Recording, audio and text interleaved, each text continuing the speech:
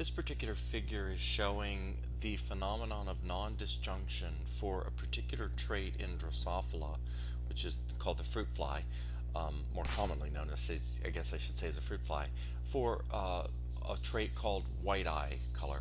And for any of you that decide to take Biology 168, the Human Genetics Lab, we will work with this particular mutation in crosses in that particular class.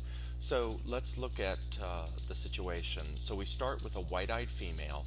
Now the white eye mutation is located on the X chromosome, and this is what's called a recessive mutation, meaning you have to have two copies of the recessive allele in order for the female to show the white-eyed trait. In other words, the normal eye color, red, is said to be dominant to the white. So the only way you see the white is if you have two copies of it in the female. Now, the male, in this particular case, is red-eyed, which means has the dominant allele on its one X chromosome, and then the Y chromosome does not have the same alleles as the X. So for X-linked traits, the males only have one version of the allele, and whatever version they have is the version they show. So in this particular case, the red-eyed male on his X chromosome, when he produces sperm, all of his X chromosomes would have the red eye allele or form of the gene. Now, it's a little confusing. What they're doing is setting up what's called a Punnett square, which shows the possible outcomes of fertilizations. So you make as many rows and columns as you have types of gametes. So my male will produce two types of gametes, one with half with the X chromosome with the red allele, and one half with the Y chromosome.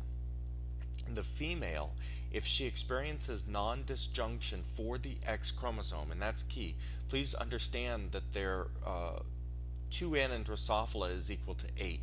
So there are three other pairs of chromosomes that aren't being shown in this figure. So we're just talking about non-disjunction with respect to the X chromosome.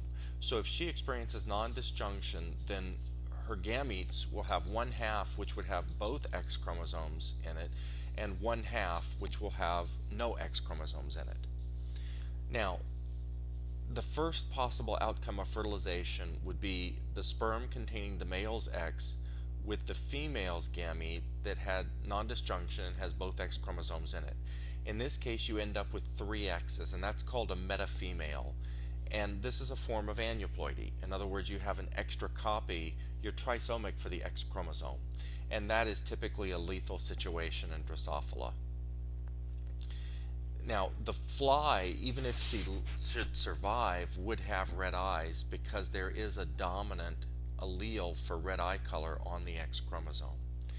The second possibility would be the sperm from the male with the X chromosome fertilizing the egg that has neither X chromosome in it because of non-disjunction. In this case, there's simply one X there. Now, this is another little caveat of Drosophila. In Drosophila, the Y chromosome does not determine maleness. It's the number of X chromosomes that are there that determines whether or not it's male or female. So in the male Drosophila, if they have one X chromosome, even if there is no Y, it still will be a male. Because this male has the dominant red allele, the male will be red-eyed. The next scenario would be the Y chromosome containing gamete fertilizing the non-disjunction product with both X chromosomes. In this case, we have two X's and a Y. This is a white eye female because remember, the Y chromosome does not have the allele for eye color on it.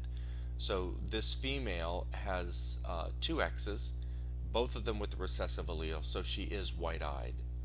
The last possible outcome is the sperm with the Y chromosome fertilizing the egg that has neither X in it.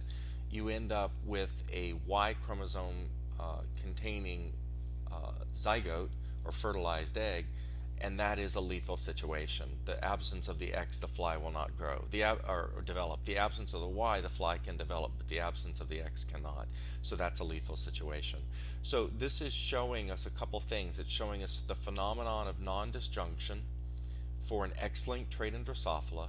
It's also giving us our first introduction to the concept of the Punnett square and how we can use the Punnett square to predict outcomes of fertilization.